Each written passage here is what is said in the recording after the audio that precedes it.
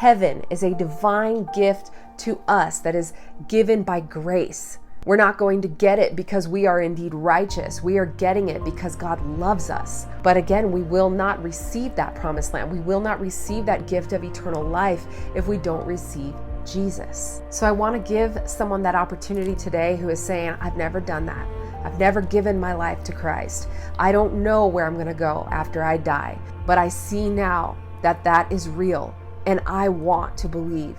So if that is you, we're going to say a prayer. I'm going to put the words on the screen so you can say them audibly with your mouth, because the Bible says that when you believe and when you confess with your mouth that Jesus is Lord, that he died and he rose again, then you will be saved. So let's pray this prayer, believe it in your heart, speak it with your mouth, and know that this is indeed the day of your salvation. Dear Heavenly Father, thank you for Jesus. Jesus, thank you for dying for me.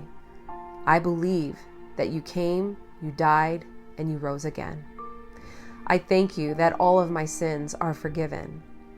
I confess of my sin, I turn from them, and I live my life for you.